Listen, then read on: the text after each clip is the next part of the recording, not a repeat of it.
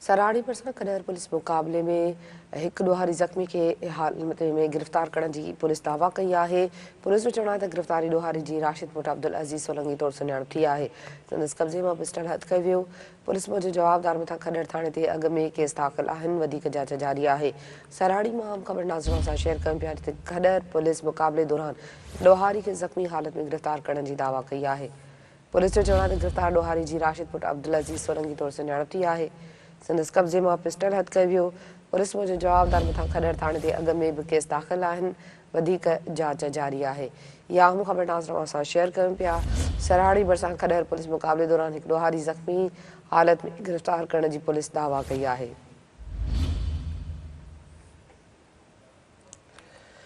Police जो चवणु आहे त गिरफ़्तार ॾोहारी जी राशिद पुट अब्दुल अज़ीज़ सोलंगी तौरु सुञाणप थी आहे। संदसि कब्ज़े मां पिस्टल बि हथु कयो वियो आहे।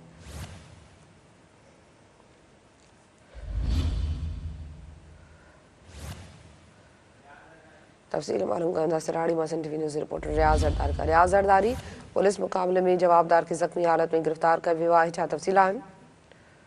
जी बिल्कुल, खॾर पुलिस जो गश्त दौरान मुबीना ॾोहारियुनि सां मुक़ाबिलो जॾहिं त हिकु ॾोहारी ज़ख़्मी हालत में गिरफ़्तार पिस्टल ऐं गोलियूं जेके आहिनि हथु करण जी दावा कई आहे। जॾहिं त खॾर पुलिस पारां गश्त दौरान जेका मुबीना ॾोहारियुनि सां मुक़ाबिलो थियो आहे, जंहिंमें हिकु ॾोहारी ज़ख़्मी हालत में गिरफ़्तार कयो वियो आहे। जॾहिं त संदसि जा साथी जेके आहिनि उंधाई जो फ़ाइदो वठी फ़रार थियण में कामयाब थी विया आहिनि। जॾहिं ज़ख़्मी हालत में गिरफ़्तार जवाबदार जी सुञाणप खॾर वासी राशिद वलद अब्दुल अज़ीज़ सोलंगी तौरु थी आहे।